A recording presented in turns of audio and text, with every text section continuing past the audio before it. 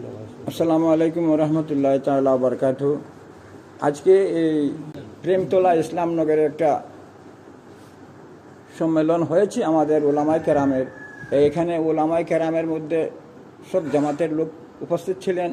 সব জামাতের সদস্যরা আহলে সুন্নাত নাদওয়া জামিয়াতুল উলামার প্রতিনিধিরা এখানে উপস্থিত ছিলেন এবং সকলে মিলে একটা মঞ্চ তৈরি করেছেন জামিয়ত, যেটাকে ত্রিপুরা উলামা সোসাইটি নাম দিয়েছেন। একটা কমিটি হয়েছে। আলহামদুলিল্লাহ,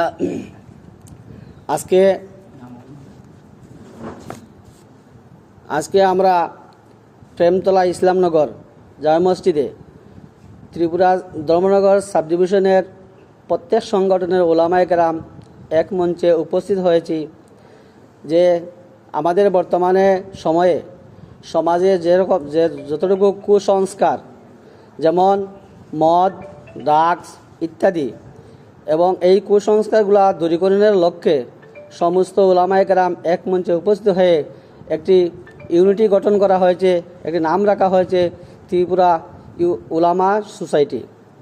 তার উদ্দেশ্য যে সমাজ থেকে কুসংস্কার দূরীকরণ এবং সমাজের শান্তি সম্প্রীতি বজায় রাখা, এর লক্ষ্যে আমাদের কাজকর্ম। এই কমিটির মধ্যে আমরা যারা উপস্থিত হয়েছি প্রায় 45-50 জন, সব সদস্য কার্যকরী কমিটির সদস্য। তার মধ্যে সভাপতি মণ্ডলী হিসাবে 3 জনের নাম প্রস্তাব করা হয়েছে এবং সিদ্ধান্ত নেওয়া হয়েছে। এর মধ্যে মৌলানা আবু সালেহ ইয়াহিয়া সভাপতি নদাতুত তামির থেকে, এবং জমিয়ত উলামার পক্ষ থেকে মৌলানা মোস্তাক আহমদ, এবং আহলে সুন্নাত ওয়াল জামাতের পক্ষ থেকে মৌলানা ফজির আহমদ সাহেব, 3 জন সভাপতি। এবং সম্পাদক মণ্ডলী হিসাবে নদাতুত তামিরের পক্ষ হইতে মৌলানা জিলুল আহমদ, জমিয়ত উলামার পক্ষ হইতে মুফতি মুহিদুজ্জামান, আর আহলে সুন্নাত ওয়াল জামাতের পক্ষ হইতে মৌলানা হেলালুদ্দিন নেজামি সাহেব।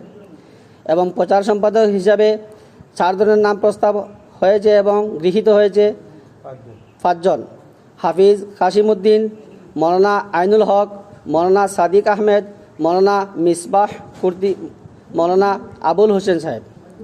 এবং এই কমিটির কোষাধ্যক্ষ হিসাবে মৌলানা নজরুল ইসলাম আজহারি সাহেবের নাম প্রস্তাব এবং সিদ্ধান্ত গৃহীত হয়েছে।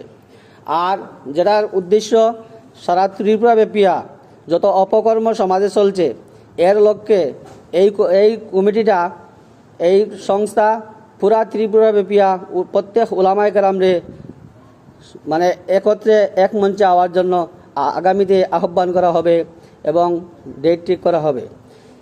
তো এই বলিয়া আজকের সংক্ষিপ্ত আলোচনা আমি এখানে শেষ করলাম।